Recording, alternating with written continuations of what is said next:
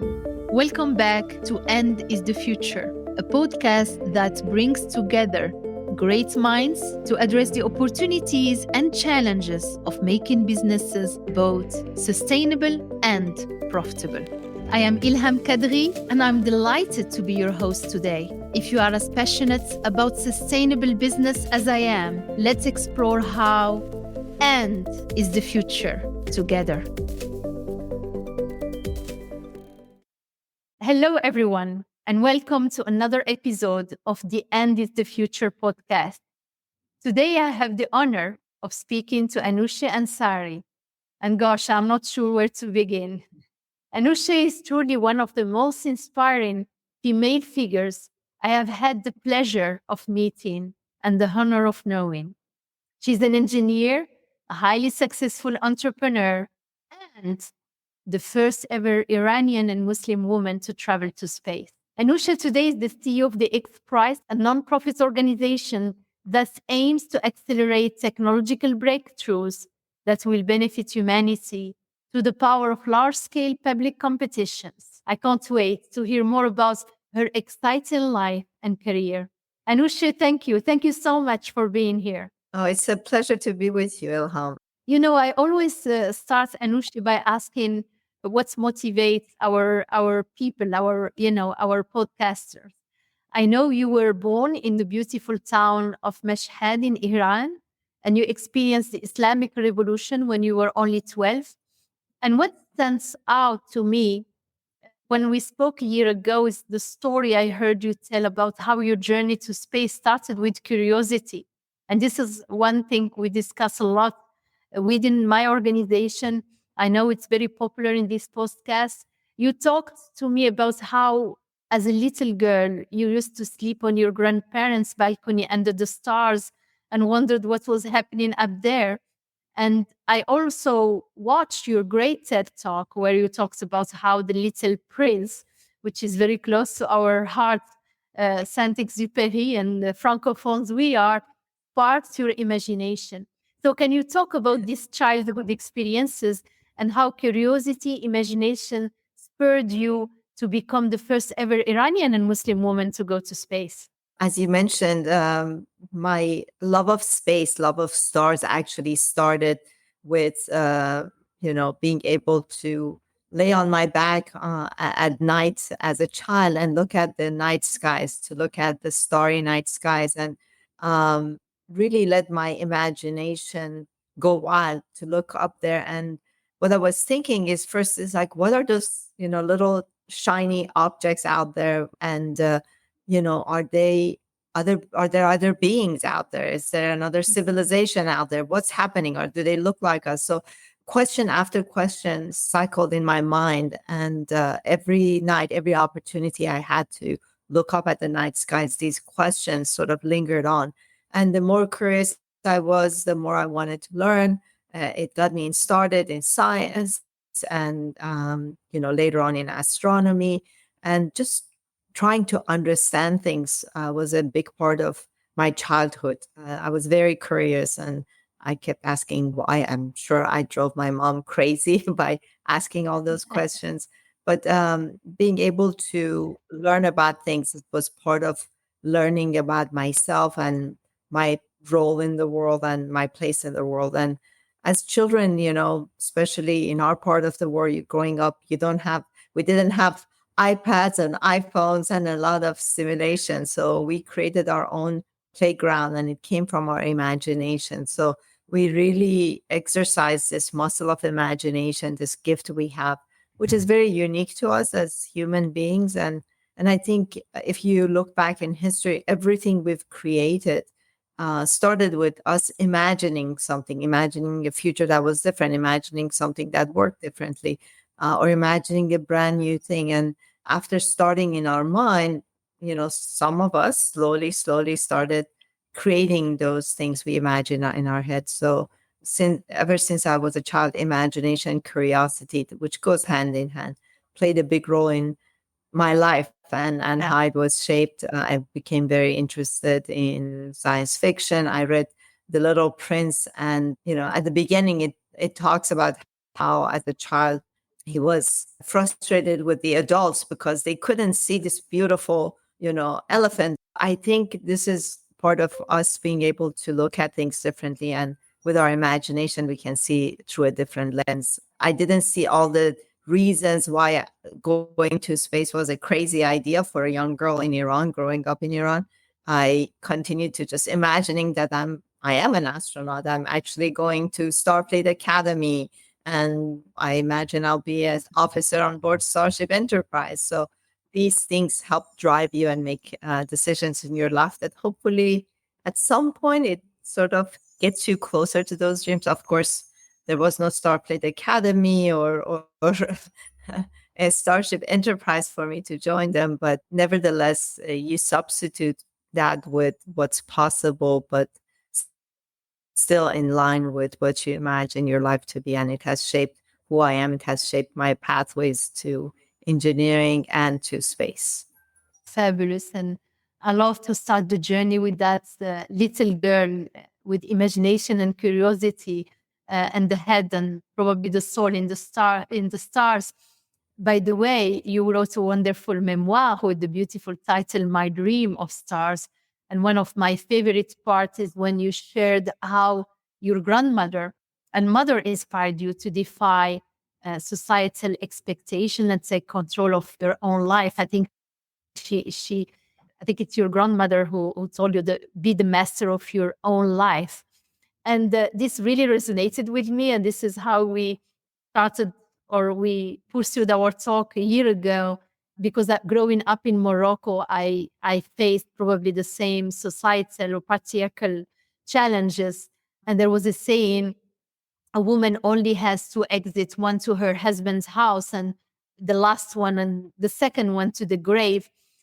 And like you, I also had an incredibly inspiring grandmother, and she didn't believe this and always encouraged me to find that third exit, which was in my case education. And I'm sure the same for you. Something you mentioned was really important to you as well. So help our audience by telling us how your grandma inspired you, and your mother as well, and how come you ended up studying electronics and computer engineering. So my grandmother was, got married very young. I think she was, I don't know, 13, 14 years old. So very young, arranged marriage. I think throughout her life, she felt that she didn't have control of doing anything. She didn't finish school. My grandfather was much older. So I always remember she said that she had no idea what was happening. She went actually with a trunk with all her dolls and everything on her wedding day. So I think that shaped a lot what she was, asking me to do, to not give up control of my life. And my mom, she actually worked. And so I saw a working woman and someone who had struggled, but had more control over her destiny. And both of them were, figures in my life who continuously pushed me to study, because they all believed that education is my passage to becoming independent. And that's why they emphasize studying, studying, studying, so I can get a job, work for myself. So they encourage me to always work and be financially independent, because financial independence for women is a big part of being able to, make their own decisions in their lives. I came to United States originally thinking that I'm going to study astrophysics, which is my favorite subject. We didn't also have any money. My mom and my sister came to United States with very little, and we had to start life over. So I was looking at the cross section of something that I would enjoy doing, but that also gives me an opportunity to get a job and build a career fast. So I figured I can study astrophysics, not as a major, but get a degree that can help me to get into the job market fast. And that's why I chose electrical engineering. That's the field that was really growing fast, and there were lots of opportunity. And it looks like I made the right decision. Definitely, because it's opened up all avenues, right? So still, you still live the dreams you had as a little girl. I'm really excited to hear more about your flight into space. And I'm proud to say that you are actually the third person to come on this podcast who has been to space. We had an episode with Doug Hurley, a former NASA astronaut, Helen Sharman, who is the first British person to go to space. And I had to ask both of them this question, and I will ask you too, because there are still so few people who can describe this feeling, and it's unknown to us, people who have been, down to earth and stick to the earth. How did going to space change your perspective? As you said, it's a hard thing to put to words that truly describes the emotions. But, you know, it is an emotional experience, first of all. So I flew on a Russian Soyuz to International Space Station. So the first time I saw Earth from space was actually in the capsule. I had not made it to the space station yet. And it was after probably 20 minutes, 25 minutes into the flight when, we were able to open up our seat belts, and I floated to the porthole that was next to my seat. And I looked out the porthole. I felt this surge of energy and warmth that came from Earth. It felt alive to me. And scientifically, I know I was inside the capsule. I wasn't feeling any heat or anything, but it was an emotional experience of just, it looked so alive in the background of this dark skies that surrounded it, and it looked unique. From that moment on, and I had other opportunities, of course, every day to spend, hours watching Earth just go by, just rotating and going from sunrise to sunset every 90 minutes when I was on space station. And during this time, you imagine that all those things you studied, the maps you studied in geography courses that showed us as separate nations, as these dividing lines between us, it's not there. It's, you can hardly tell, what country you're looking at, let alone any cities. And it's just maybe some areas where they have just the shape of the land has special, shape. So you can tell, like, Italy is a very distinct sort of shape that you can tell where you are. But otherwise, you can't really tell. And then you see this No. movement of the weather systems and the clouds and everything. And you realize that, we go on in our lives imagining that we are living in the geography maps that we see in the geography classes, and imagine that we are separated, and that things can't, if there's a problem on the other side of the border, or, on the other side of the planet, that it won't affect us. But we're part of an ecosystem of this planet that is very integral to our well-being, and the fact that we can live on this planet, and we are dependent on this ecosystem and this planet, and we are dependent on each other. I mean, we're interconnected. I loved when we were away from the reflection of the sun, so I could see the night skies and the billions and billions of stars. And when you see that, of course, we know this, but when you see it with your own eyes, you understand we take things too seriously sometimes. And it humbles you at the same time, being able to see these two contrasts, looking at the universe, looking at our Earth, you realize you're just looking at the big picture. And for me, this was a lesson that I took on as into my life. I realized that we spend 80% of our energy and, brain power and everything on what I call the noise of life. Things that at the end of the day, it doesn't matter. But if we focus on the big pictures, then we will be more satisfied. We will be happier with what we do, and what we do matters more. So it's been what I've been focused on, trying to get rid of the noise of life as much as I can. First recognize it, then get rid of it, and then focus on the big picture and what's important for me in my life. Yeah, lots of lessons. And I think I read somewhere where you say that if world leaders would be sent into space, their policies would look much different. And what's so amazing Anousheh, about your journey to space is that it was self-funded, and you have often spoken about making space exploration accessible to ordinary citizens. So can you explain to our audience why are you such a strong advocate for democratizing space travel?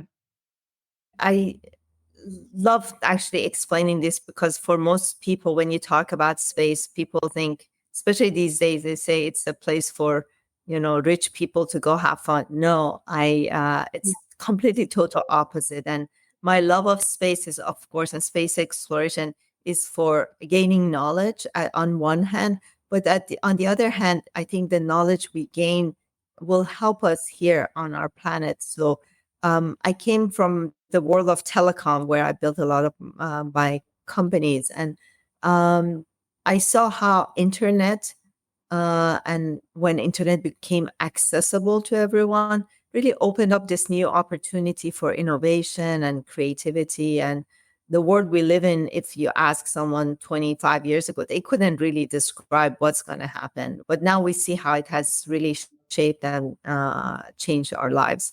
So to me, space is where we live in. We are in space.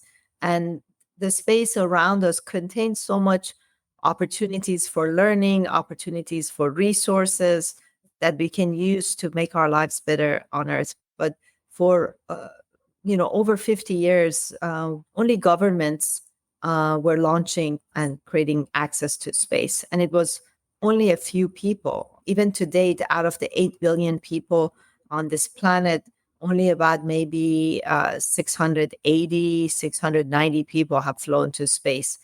So to me, the reason for that was because government controlled access to space, the cost of space and amount of innovation in this area was very low. What I saw on internet is the private sector had a big hand in really what was created using the internet and bringing the cost down. Actually, I remember when I came to United States, when I wanted to call home, it was like $4 a minute. Now it's free. So I think innovation and the private sector can drive accessibility and bring the cost down so more people can benefit from technology. So to me, space was in the same realm. If we could bring the cost of access to space, which was preventing from a lot of opportunities to be built in space, then those opportunities will open up. And the prize was focused on that. It was to create a reusable method of access to space. It was to the edge of space, but that was like the first step to really invigorate innovation and entrepreneurship to build more. And the most important part of the prize was not only demonstrated that it's possible that small team can build a spaceship and actually go to space, but that it can be done at a fraction of the cost. And it took 10 years for the prize to be won. And we were able to change policy, work with the policymakers, and help develop the policies that has made the commercial space viable right now. And the price when we launched the competition was around $25,000 for 1 kilogram to be flown to space. Today is $2,500 per kilogram, and soon with the new Starship, when it's fully operational and at scale, that cost could come down to $250 per kilogram in the next 5 years or even less. So that changes the dynamic of what's possible in space. And we are doing our electrification right now and greening of all the industries. We are having problem with having enough rare earth metals or other resources that helps us on that transition. We can really access these resources in space. We can put some of our polluting industries in orbit because now it's possible, and the other technologies have advanced as well.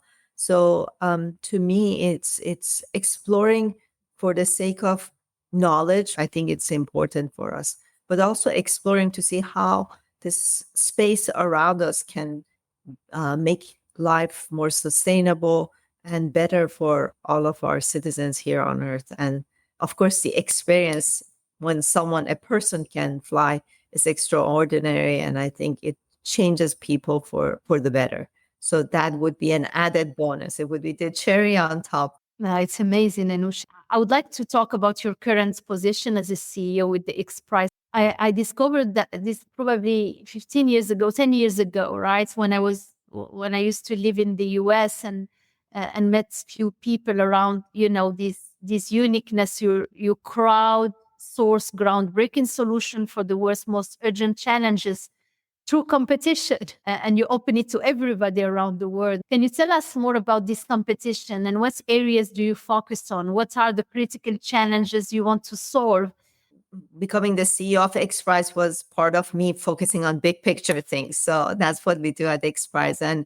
And we operate in 7 domains. Climate and energy is one of our big areas of focus. Right now, we have a $100 million carbon extraction competition, which is to take carbon out of the atmosphere or the oceans at gigaton level, because we need to scale up technologies to gigaton in order to meet our goals for 2050 of 10 gigaton per year.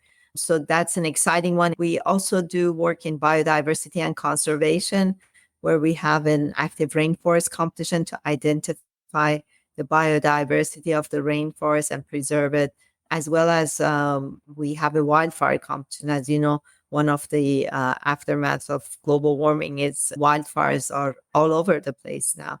And this competition will be to identify fires before they become wildfires, and from space assets or ground-based assets, and put them out within 10 minutes. So we're halfway in that competition and excited about the results because it could save lives. The other area of work for us is food, water waste, and looking at circular economies in this area.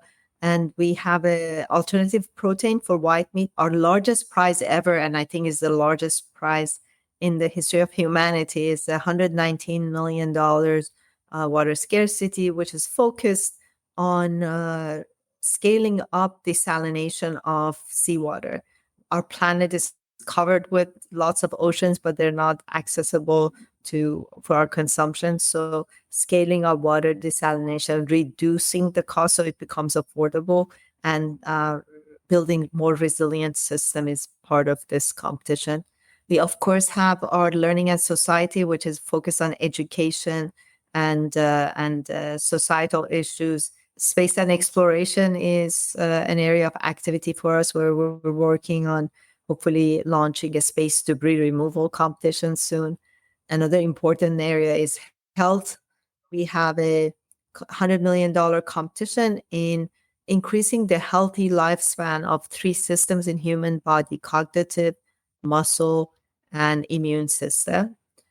And last but not least is our deep tech and quantum, where we just announced our Quantum for Good competition sponsored by Google, which is to build algorithms for quantum computers that are uniquely, suitable and better than classical computers. These algorithms would focus on problems that are big problems for humanity.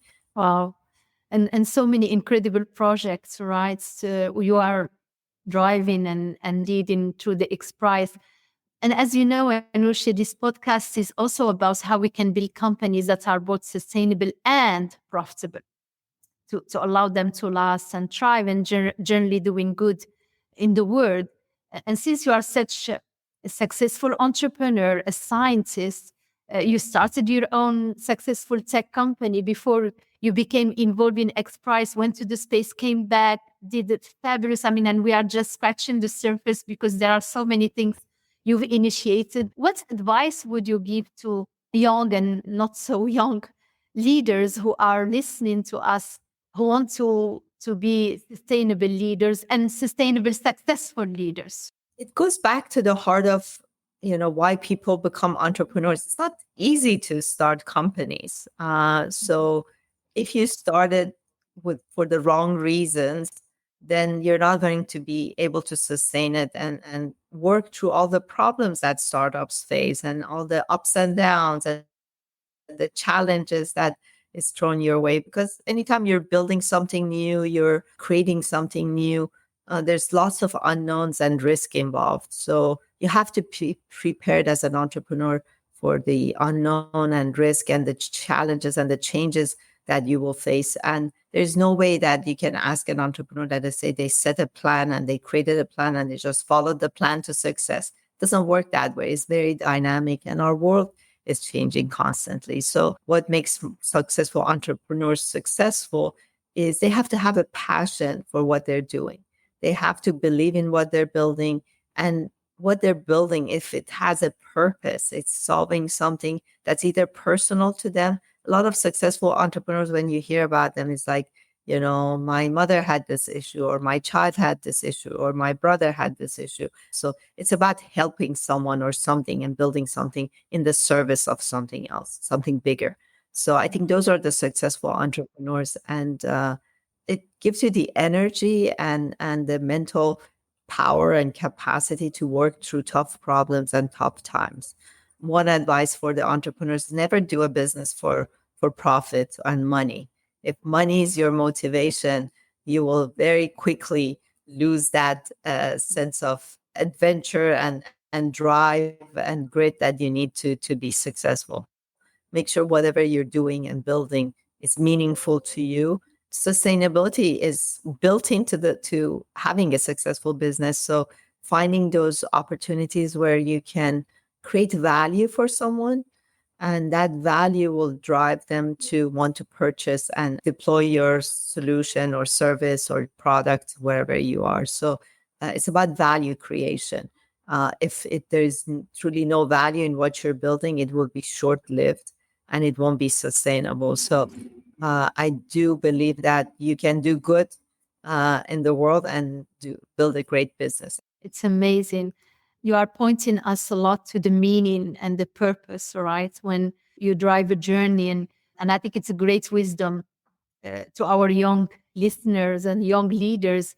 And speaking of young leaders, you are an incredible role model of young girls and women. Actually, not only girls, because when I told my son, he's 18 years old, that I'm gonna podcast you, he was just all over the map, right? But for the girls, especially those who want to have careers in science, technology, engineering, and math, we obviously need more women in these fields. And you rightly said, Anousheh, that recently there are too few women shaping the future of the tech industry. Can you elaborate on this? And how do you think we can and we should create an environment where more girls and women can thrive in the STEM field? It's a great question, and also something that's very near and dear to my heart. Having built tech companies and being in the tech sector, this is a big problem. Not having enough diverse voices around the design table will create a world that it will not work well for us. So there is a saying that if you don't have a seat at the table, you're on the menu. And this is what's happening. If we don't have diverse voices, if we don't have women in these companies, or as entrepreneurs, building product solutions that has a holistic approach to building these and designing these services and products, then they will not work well for us. And we've seen this throughout history, example after example, whether it was the seat belts and not being, not protecting women with our size and weight of the body, or, in the medical industry, women not included in clinical trials. Therefore, a lot of drugs don't work for us. When we talk to Siri or, Alexa, women have more difficulty to be understood because the system, especially in early days, was not trained for women voices and intonations. So, and I can go on and on and on about the examples. But when you look at our future will be driven by technology. And if we don't have women as part of this, that means the future will not work for us. I think it's critical for us to find ways to get more young girls and women interested, but also important enough. There are a lot of amazing women and young girls and students out there that, we need to make sure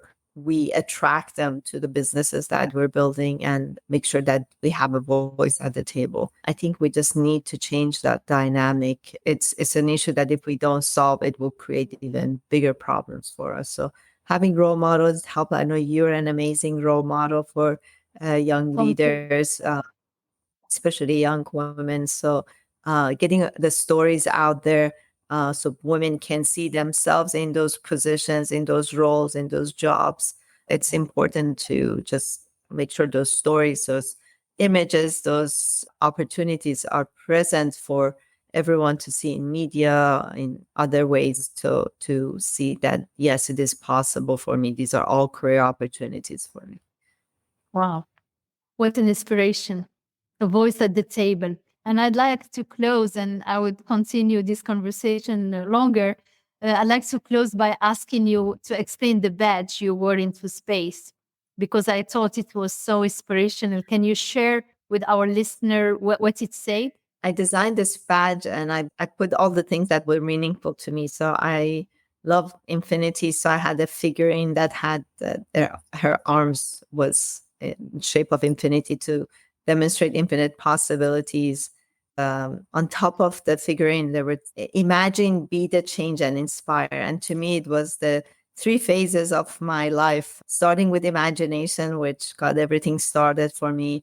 And I think it should be sort of a starter for everyone to imagine the life they want to build for themselves, the world they want to live in.